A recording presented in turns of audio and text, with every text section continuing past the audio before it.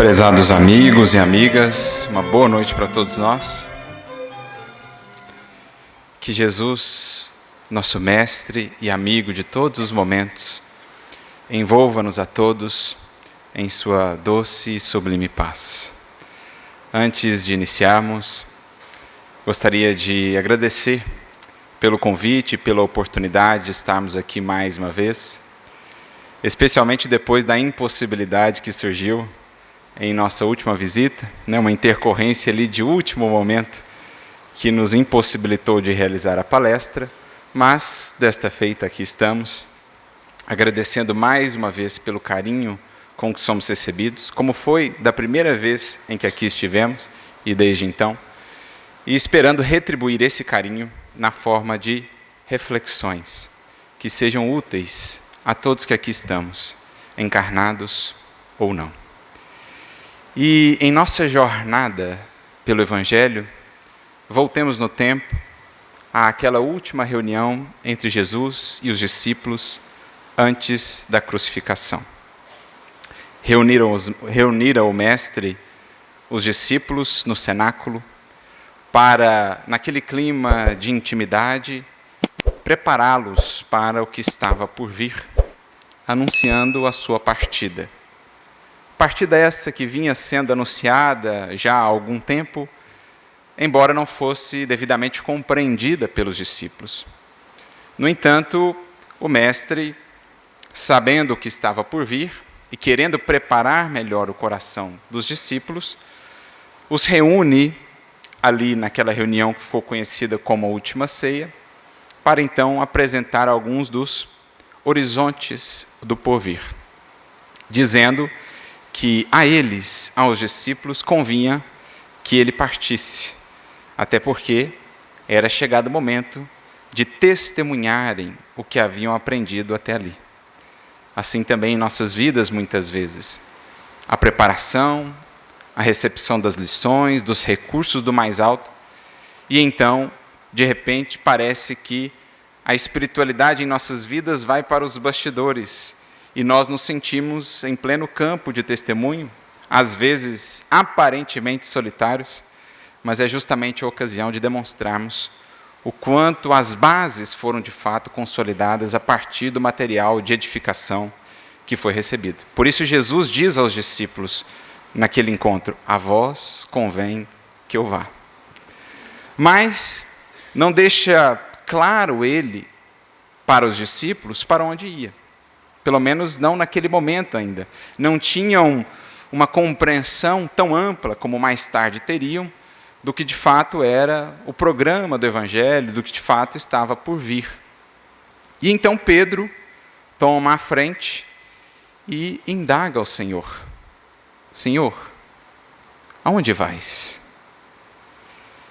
E aí Jesus traz a resposta que se encontra registrada ali no capítulo 13 do Evangelho de João. Esse diálogo que aqui estamos mencionando se encontra nos versículos finais, 36 a 39 do capítulo 13, e também nos 3 versículos iniciais do capítulo seguinte, o capítulo 14. Pedro pergunta a Jesus: Senhor, aonde vais? E Jesus então responde: aonde vou agora, por ora não podereis me seguir, mas depois me seguirás. Depois me seguirás. E Pedro, com aquela impetuosidade que lhe era característica, diz: mas Senhor, por que não te posso seguir agora? Por ti darei a minha vida. Em outras palavras, estou pronto, Senhor, para seguir para onde for, para o que vier. Por ti darei a minha vida. E é então que surge aquela conhecida fala do Mestre para Pedro: darás a tua vida por mim? Em verdade te digo que não cantará o galo sem que tenhas me negado por 3 vezes. Então essa é uma fala, é um momento muito emblemático do Evangelho, a expressar ainda muito da nossa própria natureza no que diz respeito à relação com Jesus. Creio que muitos de nós já fomos tocados pelo Mestre. Vemos em Pedro algo de nós, desse nosso encantamento por Jesus, desse nosso anseio de seguir com Jesus. Surgem em nós, às vezes, palavras similares às de Pedro. Uma disposição aparentemente inabalável.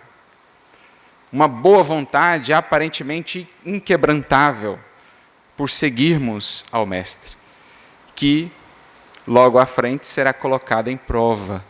E muitas das vezes, como Pedro, nos veremos naquela condição dos que ainda o negamos, embora o imenso amor por ele, a gratidão, o fascínio que já exista pelo Mestre em nossos corações. Mas o diálogo prossegue. No capítulo seguinte, logo ao versículo 1, Jesus diz: credes em Deus, crede também em mim. Não se turbe o vosso coração. Na casa de meu Pai há muitas moradas. Se assim não fosse, eu vos teria dito. E então traz a consideração que é o nosso tema dessa noite. Vou preparar-vos um lugar. Vou preparar-vos lugar.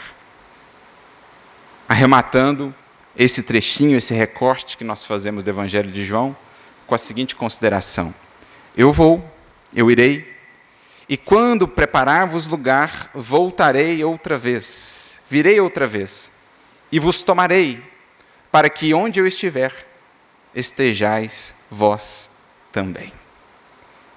Para que onde eu estiver, estejais vós também. Esse diálogo, portanto, será o nosso ponto de partida para as reflexões dessa noite. E para ilustrá-lo, digamos assim, emoldurá-lo numa compreensão ainda mais bela, já ajudando-nos a compreender tudo o que ali está sendo dito, recordamos-nos de um registro histórico que foi compartilhado conosco pelo grande cronista do Evangelho, que é Irmão X, Humberto de Campos. No livro Antologia Mediúnica do Natal, há uma mensagem, um capítulo intitulado O Natal do Apóstolo. Porque, passados muitos anos, mais de 30 anos, desse diálogo entre Pedro e Jesus, vamos encontrar esse discípulo, agora já alçado à figura de grande e inesquecível apóstolo da comunidade cristã, encontrava-se preso na cidade de Roma. Já havia ultrapassado seus 80 janeiros, e diz-nos ali, irmão X, Humberto de Campos, que ele havia sido retirado da prisão para o derradeiro testemunho. Aquele ancião, portanto, sai conduzido pelos guardas até o local onde seria crucificado, e como sabemos, como registrou a tradição cristã, crucificado de cabeça para baixo, por não se considerar digno de ter a mesma morte que Jesus. Crucificado como quem olhasse para o céu, a relembrar a grandeza do Mestre, que havia nos ensinado o caminho até lá. Como quem ansiasse pelo céu. Assim pede Simão Pedro, e lhe é concedido, pelo menos esse último pedido, que fosse crucificado. Assim ele alcança o tesouro, ou a medalha do martírio por amor a Jesus. E à medida que ele ia caminhando, então, até o local da crucificação, uma verdadeira multidão o acompanhava. Nessa época, a comunidade em Roma, dos cristãos, já era mais ampla. E não somente os cristãos acompanhavam aquela cena, outras pessoas, circunstantes, indivíduos que não eram propriamente adeptos do cristianismo, mas que haviam ouvido falar naquela figura, que se consolidara em Roma e no mundo conhecido como um dos pilares, um dos grandes baluartes da mensagem do Galileu, do Nazareno. Então as pessoas contemplavam aquele ancião caminhando entre guardas, escoltado por guardas, com até uma certa reverência, como se vissem um soberano cuja coroa eram ali os cabelos encanecidos pela experiência e pelas lutas da vida, um soberano humilhado que fosse em direção a alguma glorificação, à conquista de algum prêmio, tal a aura também que se irradiava daquele espírito. Àquela altura também, já muito conhecido pelas tantas curas que havia efetuado, pelos tantos prodígios que lhe eram atribuídos. E mesmo os soldados que o acompanhavam, muitos deles o viam e o tratavam com reverência e com respeito. Muitos ali haviam tido parentes curados por aquele homem. Muitos até haviam se convertido ao cristianismo, embora não pudessem assumir tal as suas posições. No entanto, o acompanhavam com uma reverência. E aquela multidão de circunstantes, aquela caravana ia seguindo aquele ancião em direção ao seu calvário último e pessoal. Mulheres, crianças, anciãos, que deviam a ele muito da esperança que ora traziam no coração, dos recomeços que haviam encetado em suas vidas, das forças novas que haviam encontrado a partir das palavras e dos exemplos daquele indivíduo. Seguia aquela caravana plena de gratidão, de reverência, de tal modo que se formava um clima ali quase que sagrado, uma vibração sublime. No entanto, um indivíduo ali existia, um dos guardas, que não coadunava, que não sintonizava ainda com aquele clima espiritual. Chamava-se ele Sertório Aniceto. E tentando justamente quebrar aquele clima que havia se formado, proferia ele os mais degradantes impropérios, xingando a todo tempo Simão, às vezes agredindo, intentando justamente quebrar aquela aura de consagração, de santificação em torno daquela criatura. E assim foi até que chegassem ao local. Embora agredido, no entanto, espicaçado ali pelas agressões verbais e mesmo físicas, Simão, pelo Espírito, estava em outra parte. Ele, sob o sol causticante que estava sobre a cidade eterna, se lançava em pensamento a outras pairagens. Voltava ele à Galiléia distante. E sentia o seu coração novamente se alegrar, se iluminar ante aquelas lembranças que lhe eram tão cariciosas e tão valiosas. Lembrava-se ele do lago de Genezaré, do mar de Tiberíades, das paisagens que lhe eram caras no entorno do mar, das jornadas com Jesus, a multidão a segui-los, os sermões, as lições inesquecíveis recebidas do Mestre. Tudo aquilo infundia em seu coração uma profunda força. Embora a debilidade orgânica, o corpo físico já alquebrado, por mais de 30 anos de luta incansável em prol da causa da Boa Nova, o espírito ainda estava forte, valoroso. Reconhecia ele, no entanto, que o corpo já não correspondia tanto, e orava a Jesus para que enviasse novos ceifeiros à grande seara, reconhecendo os momentos críticos que a mensagem cristã vivia no mundo, com o início das perseguições, com o assodamento da luta promovida pelas perseguições. Reconhecia ele essa necessidade e, atendendo ao que Jesus mesmo havia dito no Evangelho, rogai ao Pai que envie mais ceifeiros, porque grande é a seara e poucos os ceifeiros. Assim ele orava internamente, no clima ali mais sagrado do coração e da consciência, orava a Jesus, ao mesmo tempo que rememorava a Galileia, tão cara e preciosa ao seu coração. E de tal modo era esse transporte espiritual de Pedro, que ele chegava a sentir até mesmo os perfumes daquela região. De Betsaida, de Dalmanuta, de Magdala, da sua querida Cafarnaum. Embora o calor que fazia naquele fim de tarde em Roma, ele sentia-se envolvido pela brisa fresca e serena de quando pescava em sua barca, junto aos companheiros, ao seu irmão André, aos amigos Tiago e João, no mar da Galileia. Sentia novamente aquele frescor que lhe embalava o espírito. E de tal modo estava ele imerso nessas lembranças, que sequer notava o que acontecia ao seu redor. Passava os olhos pela paisagem, no entanto, sua visão espiritual estava longe. Enquanto seus olhos físicos visualizavam ali o campo de Marte, as termas, os jardins, as colinas da cidade eterna, sua visão espiritual projetava novamente em sua tela mental a figura excelsa do Nazareno, do doce Rabi da Galileia.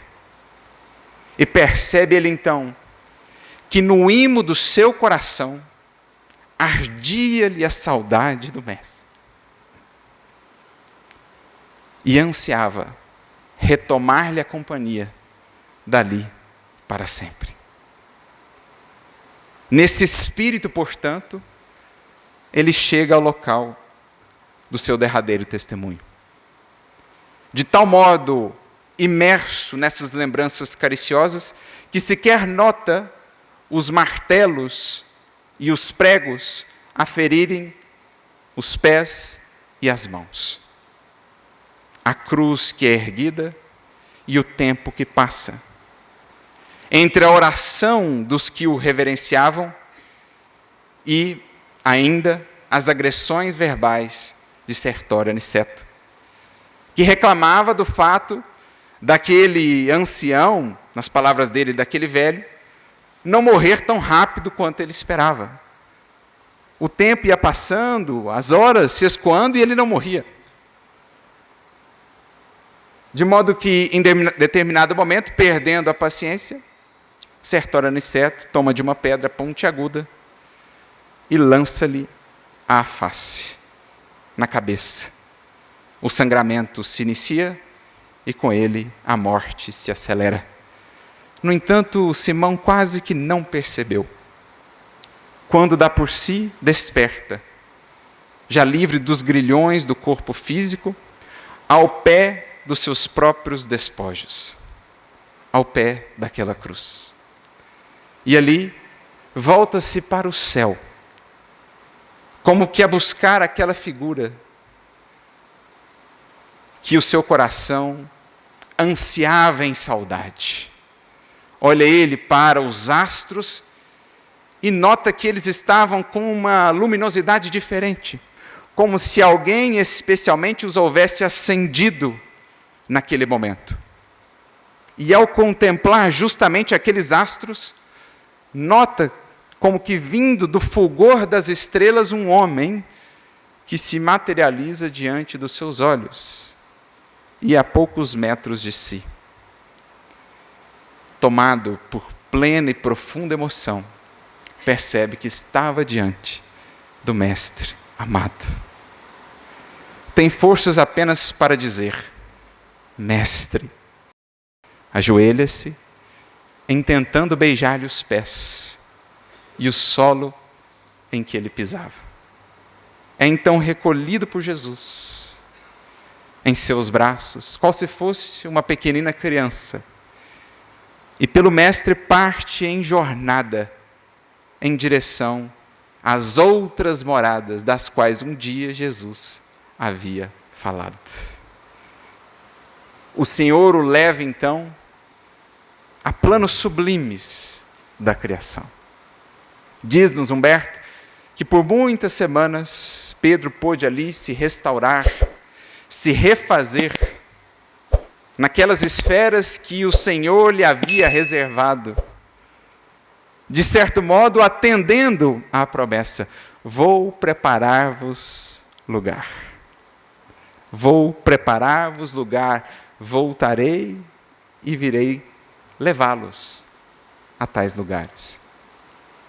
Então ali, ele pôde passar algumas semanas e em companhia do Mestre, diz o texto, pôde vislumbrar, conhecer pairagens de inexprimível beleza, recolher lições sublimes, contemplar espetáculos soberbos da glória celeste, da glória divina, da criação, abraçar mais uma vez amizades, amigos inesquecíveis. E quando ele mais se sentia então integrado a essas novas moradas, sublimes moradas, o Senhor lhe anuncia mais uma vez a separação. Que ele, Pedro, ficasse ali, quanto lhe aprouvesse, refazendo-se, recompondo-se, elevando-se às mais sublimes esferas, mas que ele, o Mestre, precisava se ausentar. E aí se repete mais uma vez a cena. Simão novamente pergunta: Senhor, aonde vais? Como um dia ele havia perguntado, quando ainda encarnado, Jesus também: Senhor, aonde vais, que eu não posso agora ir? Desta feita ele pergunta mais uma vez: Senhor, aonde vais? Jesus então lhe aponta um recanto obscuro na vastidão, onde se visualizava este reduto planetário, a casa planetária dos homens, nosso planeta Terra. E apontando para aquele recanto diz: Pedro, enquanto houver ali uma lágrima, um soluço, eu não poderei descansar. Fica aqui o quanto lhe aprouver, mas a mim me cabe voltar. Trabalhar arduamente até transformar essa morada numa sublime expressão das moradas luminosas que nos esperam a todos. Pedro, então, desta vez, não recebendo a negativa da impossibilidade de acompanhá-lo, Jesus não falou: desta vez você não pode me acompanhar. Jesus simplesmente disse: eu vou para lá. Pedro então diz: pois eu também, Senhor. Desta vez irei contigo. E assim eles descem de volta à terra, ao campo da ação, para que pudessem, por meio do trabalho redentor, junto às outras criaturas, junto ao orbe ainda em sombras, para que ali pudessem expressar o amor que os entrelaçava na eternidade. Conta-nos ainda Humberto de Campos que eles chegam à cidade de Roma. Há um grande cemitério ali, provavelmente uma das catacumbas, onde os cristãos oravam, rogando auxílio a Jesus, perante os testemunhos que estavam por vir, as perseguições. E Jesus ali prestava o seu auxílio, quando em um determinado momento, ele se aproxima de Pedro e diz: Pedro, alguém te busca. Pedro então concentra-se e nota de fato uma voz que clamava por ele. Vai em auxílio dessa voz e nota que se tratava do mesmo Sertório Aniceto, aquele que outrora havia lhe lançado a pedra no derradeiro instante, que agora, com um filho enfermo, mas arrependido dos atos de outrora e de certo modo já predisposto à conversão à mensagem daquele Simão Pedro, orava aquele mesmo que havia matado, pedindo-lhe auxílio. E ali Pedro, denotando essa grandeza do amor cristão, sempre associado ao perdão, o auxilia, estabelecendo esse vínculo. Naquela noite em que se rememorava no mundo justamente o nascimento de Jesus.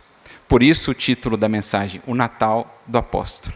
Enquanto os encarnados oravam ao Cristo, lembrando da sua vinda, rogando-lhe forças e inspiração para os testemunhos, ali estava no mundo espiritual Simão Pedro, depois de algum tempo de desencarnado, em serviço. E em serviço justamente àquele que havia sido o seu algoz. Como em outros tempos, Estevão retornara em auxílio ao primeiro perseguidor do cristianismo, que dali por diante se faria o seu grande amigo e colaborador na tarefa da divulgação cristã, Saulo de Tarso, futuro apóstolo da causa do Evangelho. Então essa passagem em si, além de muito tocante para todos nós, a consideramos muito emblemática no que diz respeito ao entendimento do próprio trecho que nós destacamos lá do Evangelho. Lá nós temos Jesus em partida, retornando ao mundo espiritual, preparando os discípulos para tanto, e temos esse diálogo entre Jesus e Pedro acerca de para onde Jesus iria, quais essas moradas que estava reservado ao tempo viéssemos a descobrir, ou aquilo que ele havia prometido: vou preparar-vos lugar. E acompanhar aqui a jornada do próprio Pedro entre esse diálogo e depois, passando pelos 30 anos de serviço, de amadurecimento, de preparação, aquela experiência que ele tem com Jesus no mundo espiritual, descobrindo outras moradas, isso nos traz muitos elementos de reflexão acerca do que Jesus queria dizer a eles naquele momento, e naturalmente a todos nós, os discípulos do porvir. Porque figuremos melhor o contexto. Os discípulos àquele tempo não tinham uma ideia muito clara da magnitude do trabalho que estava ali se iniciando. Sua expectativa quanto à implantação do reino era meio que imediatista.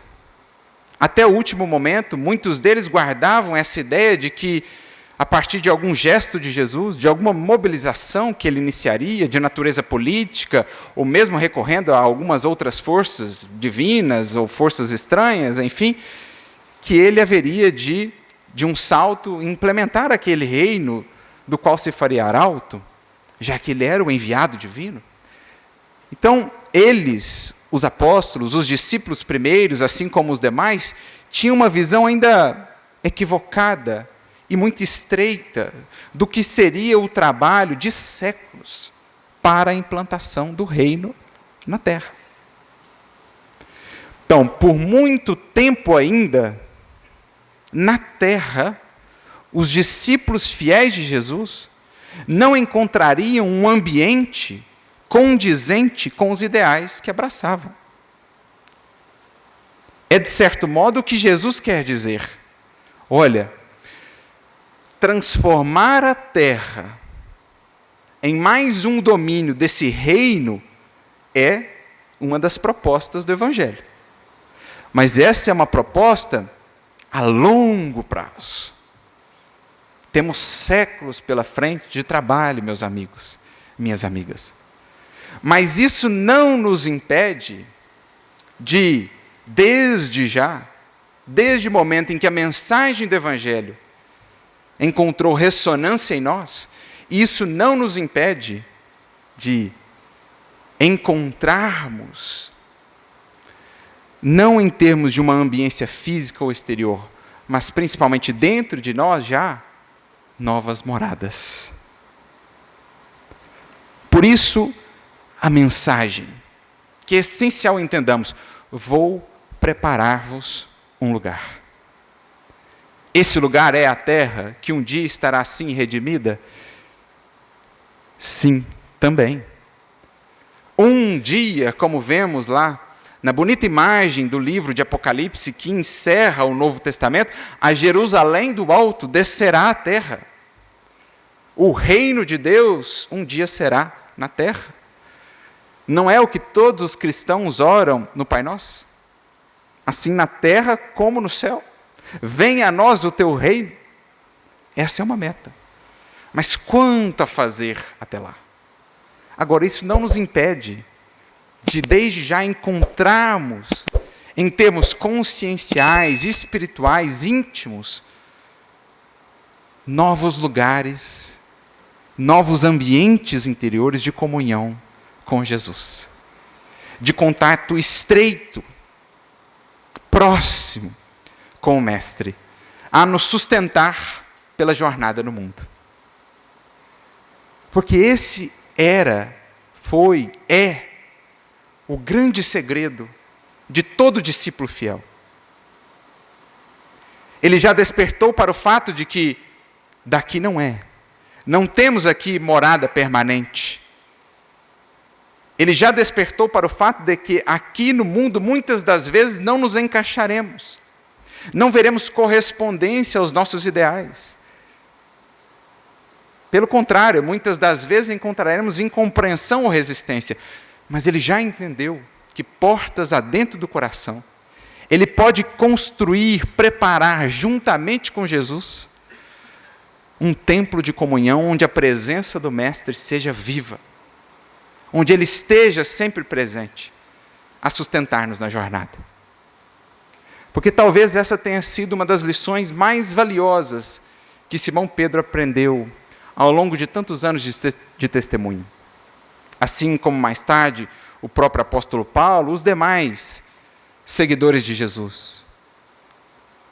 Ele, Pedro, se considerava assim tão forte, tão fiel, enquanto Jesus esteve ao seu lado.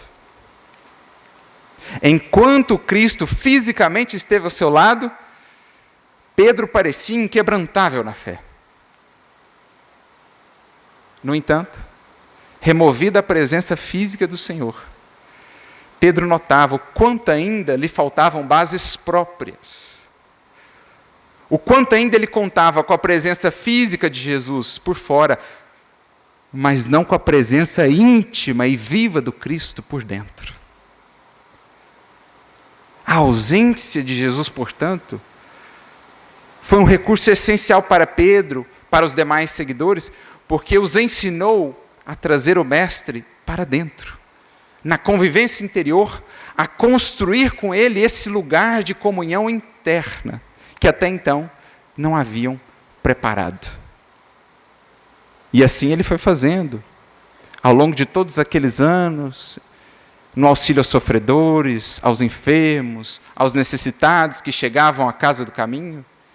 Depois, nos outros locais onde ele esteve, culminando a sua tarefa em Roma, Pedro foi estabelecendo no imo da alma um lugar, um templo sagrado de comunhão com a presença do Mestre. Porque é justamente essa presença em nós, essa morada renovada por dentro, o céu que possamos construir dentro de nós, que nos abre as possibilidades de nos lançarmos depois desta existência aos céus de beleza e grandeza que nos esperam nas esferas espirituais.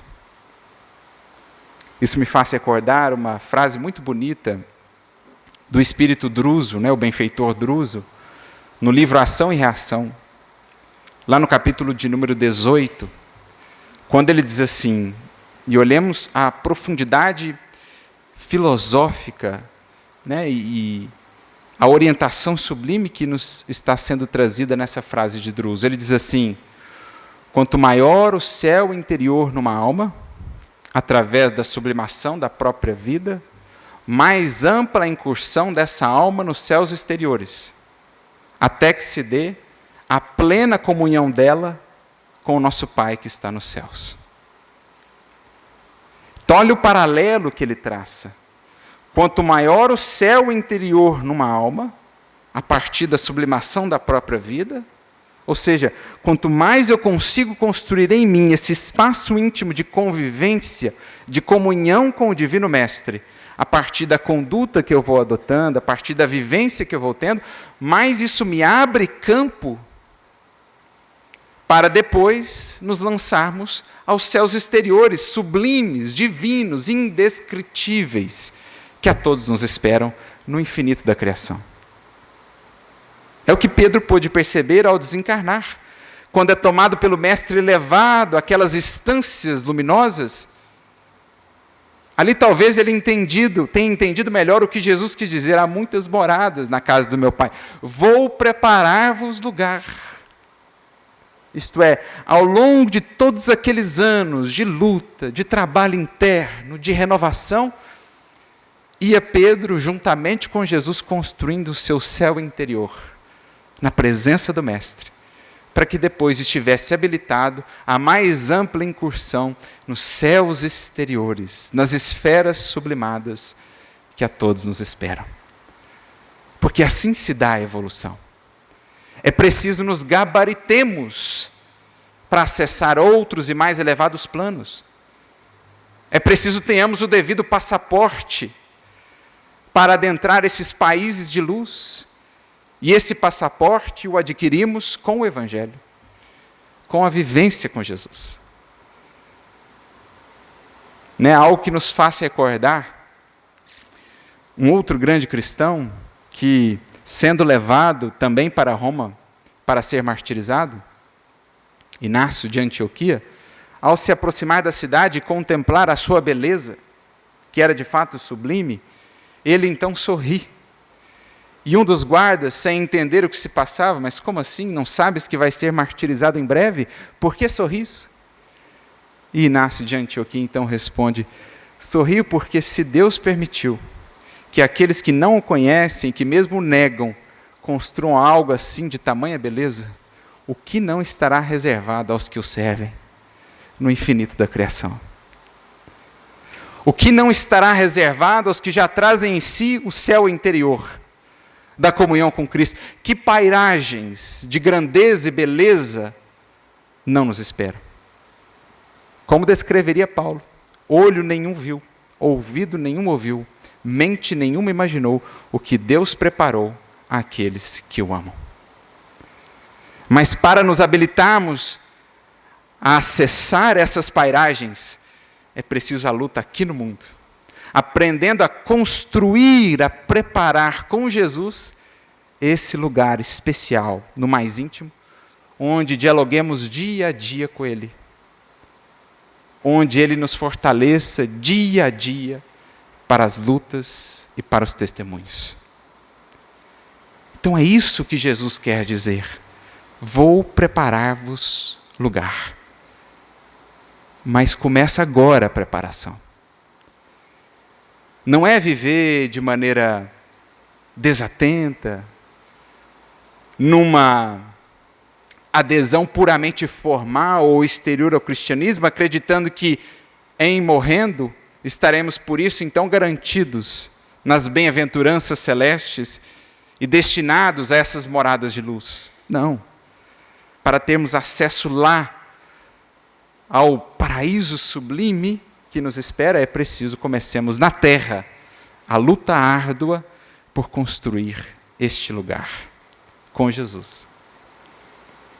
Por isso até André Luiz tem uma frase até bem humorada no seu livro Agenda Cristã, no capítulo de número 46, quando ele vai dizer assim: olha, é muito provável que por ora a sua cooperação no paraíso seja plenamente dispensável. No entanto, é indiscutível que no momento o seu lugar de aprender e servir, de ajudar e amar, é na terra mesmo. Então, nossa cooperação nas esferas sublimes, por ora, é plenamente dispensável, porque ainda não estamos habilitados sequer a perceber essa grandeza. É preciso que muitas escamas sejam retiradas de nosso olhar espiritual. É preciso que muitos véus sejam para nós abertos, na depuração espiritual, perispiritual, para que consigamos sequer notar e experienciar essas pairagens. Por isso que por ora a terra é mesmo o nosso lugar, construindo na terra o céu íntimo que nos permite incursões mais amplas nos céus exteriores. Esse é o papel do Evangelho na vida de cada um de nós. É entregar o nosso coração a Jesus, é senti-lo dia a dia preparando dentro de nós o lugar sublime do nosso contato, dos nossos diálogos, da nossa convivência com Ele. Emmanuel, numa bonita mensagem no livro Pão Nosso, capítulo 34, vai nos relembrar um versículo do Evangelho em que Jesus convida os discípulos, dizendo: vinde vós aqui à parte, a um lugar deserto, e repousai um pouco. E ao comentar esse versículo, Emmanuel diz que muitos de nós buscamos esse contato mais íntimo com Jesus a partir de locais do mundo. Insulávamos a nós mesmos, buscávamos aí lugares desertos, lugares ermos, acreditando que só por isso estaríamos mais próximos de Jesus, numa contemplação muitas vezes infecunda, ociosa. No entanto, diz Emmanuel, ali não fala Jesus de um deserto exterior. Ali Jesus fala de um lugar à parte, o quarto mais íntimo, dentro de nós. Diz ele, no templo secreto da alma, o Cristo espera por nós, a fim de revigorar-nos as forças exaustas. Só que este templo onde o encontraremos aqui dentro é, por ora, ainda um santuário abandonado. A mais alta de todas as capelas, diria Alta de Souza, mas por ora, caindo aos pedaços. Como a igrejinha de São Damião, que Francisco de Assis começa inicialmente a reconstruir com pedras do mundo, mas que depois ele nota se tratar de um templo interno, na sagrada comunhão entre o discípulo e o Mestre e Senhor. Então é preciso aprendamos com Jesus, à luz do Evangelho, com a bússola que Ele nos dá, a encontrar em nós esse templo secreto, onde Ele nos espera, dia a dia, seja qual for a luta, para revigorar-nos as forças exaustas. Porque Jesus sabe, é isso que Ele está dizendo, que até que a terra se alce, de fato, a um domínio desse reinado divino, os seus fiéis servidores deste mundo não encontrarão, em geral, um ambiente assim favorável, propício aos seus ideais. Não encontrarão muita compreensão, não encontrarão muitos corações que os secundem nos seus esforços. Mas por isso ele diz aos discípulos, se por fora vier a faltar o apoio, o estímulo, a compreensão, lembrai-vos de que por dentro eu estarei sempre convosco.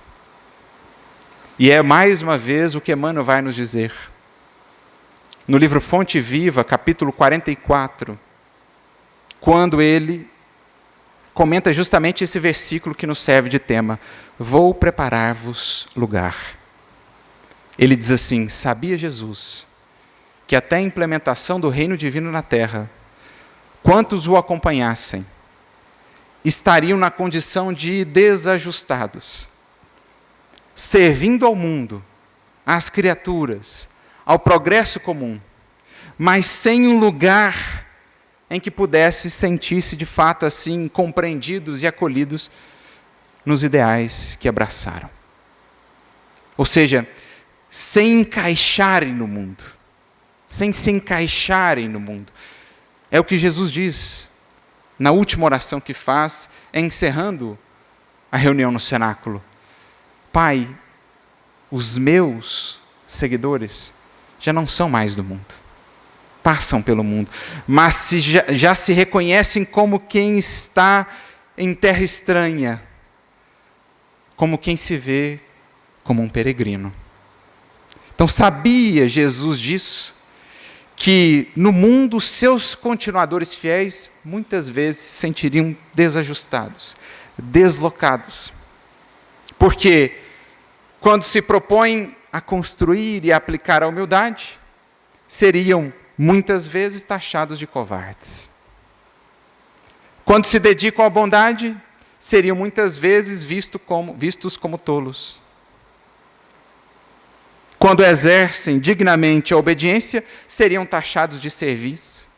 Ou quando administram com disciplina, com critério, seriam acusados de orgulhosos. E assim, muitas das vezes, os anseios mais sinceros de um coração em caminhada com Jesus não serão vistos como tais. serão incompreendidos, às vezes até por aqueles que estão mais próximos de nós, mas que ainda não se alçaram a essas outras moradas, outros horizontes conscienciais. Por permanecerem ainda num horizonte mais rasteiro, mais voltados para as coisas do mundo, terão imensa dificuldade em compreender o esforço da humildade, da abnegação, da renúncia, do perdão, da indulgência. Então, embora já habitando internamente nessa faixa, o cristão sentirá que a ambiência ao seu redor, a moradia terrestre ainda não se alçou a essa faixa, e por isso ele se sente deslocado. Mas isso lá fora, porque aqui dentro cabe a ele preparar, construir, manter esse local de convivência mais estreita com Jesus. Que é, como dizíamos, como essas vidas nos ensinam, o grande segredo para conseguirmos triunfar ante as lutas que a vida nos propõe. Nos dias mais ásperos, nos momentos mais árduos, quando o horizonte é mais sombrio, quando muitas das vezes sentimos-nos sós ante o testemunho, embora cercados de muitas pessoas, é aí que ecoa mais eloquente e bela dentro de nós a voz do bom pastor. Porque em geral, como nos diz Emmanuel, o testemunho é sempre solitário. Embora cercados de outros corações, às vezes até amigos, corações já mais compreensivos, mas ninguém consegue acessar o mais íntimo de nós para de fato conhecer o que passamos. E nós também não conseguimos traduzir às pessoas ao nosso redor o que de fato vai em nosso coração, em nosso sentimento. As lutas mais profundas são conhecidas por nós e por Deus, por nós e pelo Cristo. Os amigos conseguem ver sinais e representam sim um bálsamo em nossas vidas. Outros sequer verão os sinais, estarão diante de nós indiferentes ante essas lutas, por mais que às vezes sejam corações que convivem conosco. Agora, há um ser que conhece integralmente a sua luta, a sua dor, a sua dificuldade, os teus anseios, os teus sonhos. E esse alguém é esse amigo que convive contigo por dentro. É esse amigo que vai passando a viver em ti. Esse amigo é Jesus.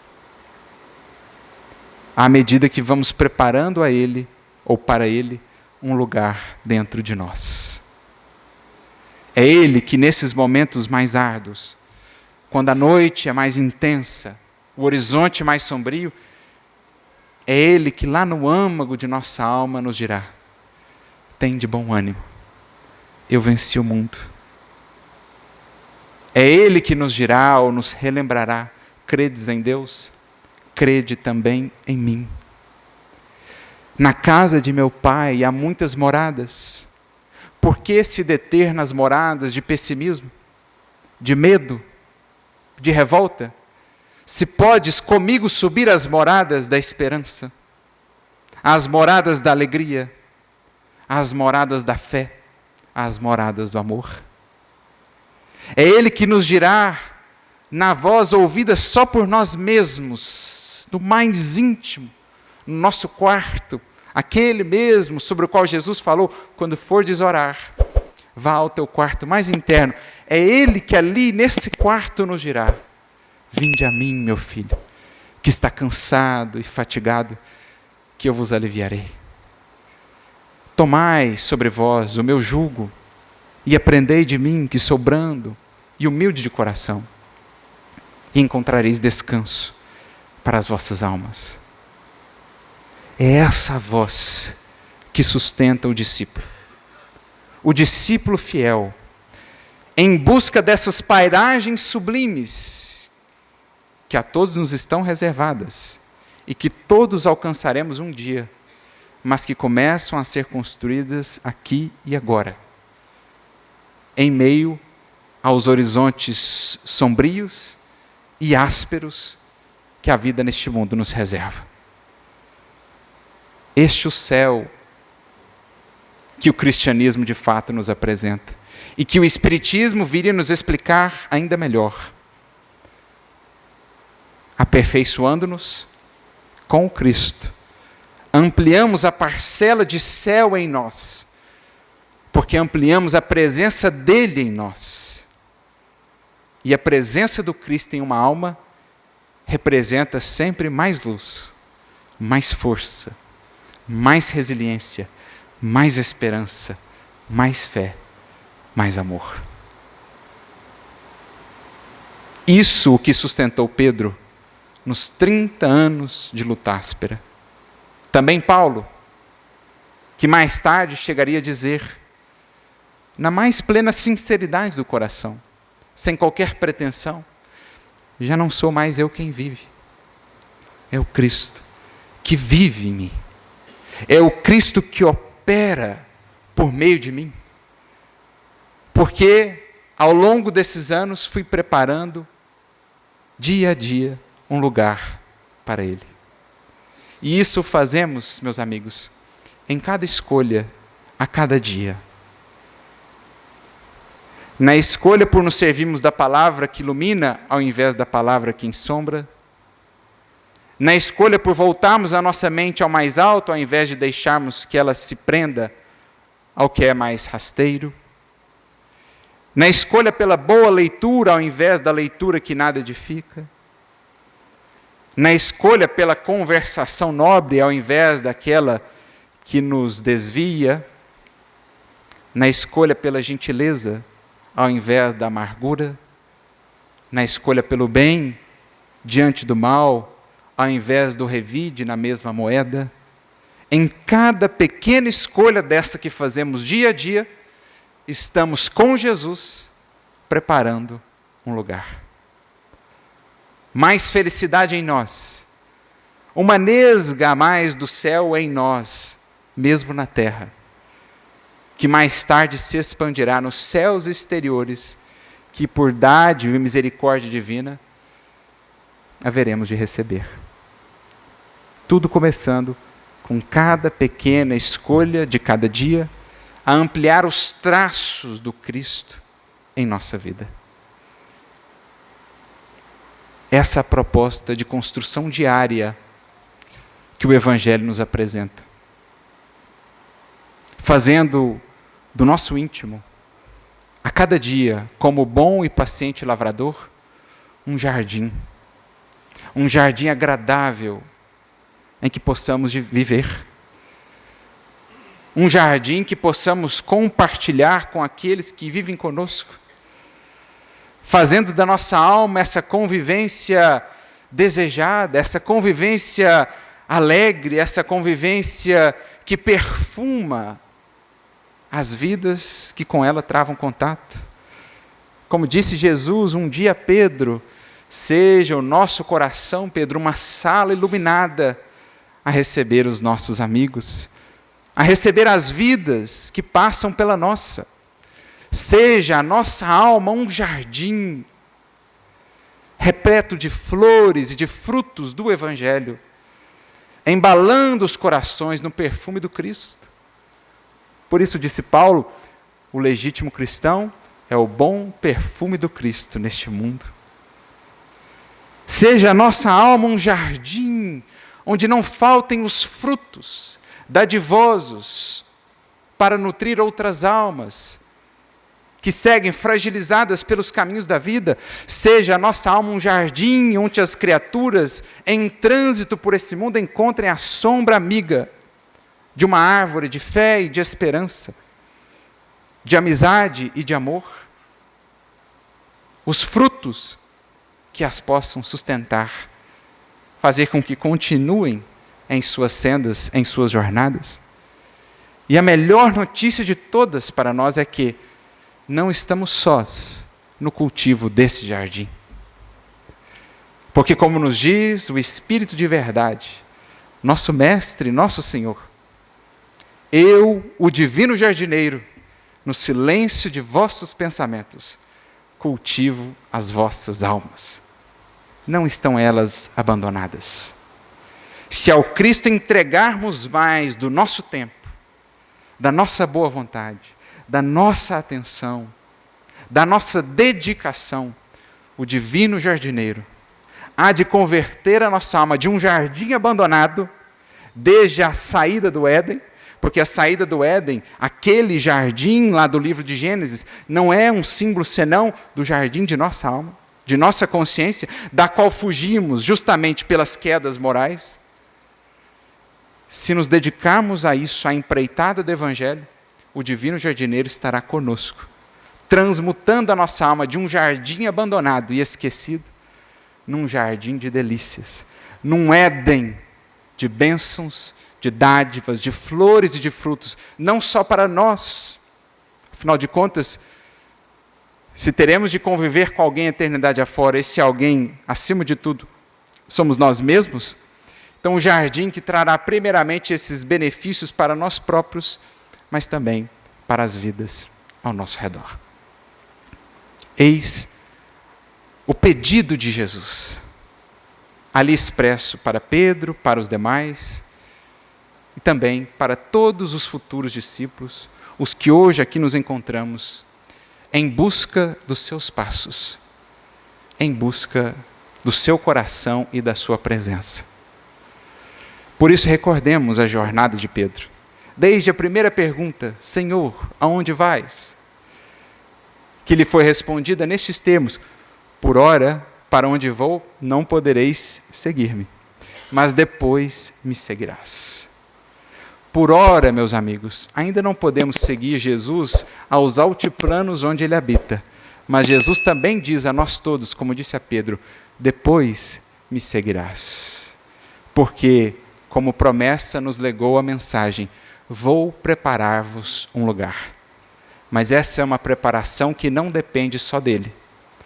Temos a certeza de que ele está, sempre esteve fazendo tudo o que está ao seu alcance para preparar-nos esse lugar, que nos está destinado a todos, mas que cabe a cada um de nós também aceitarmos o convite, como Pedro fez, como Paulo fez e outros tantos fizeram, preparar esse lugar em nós.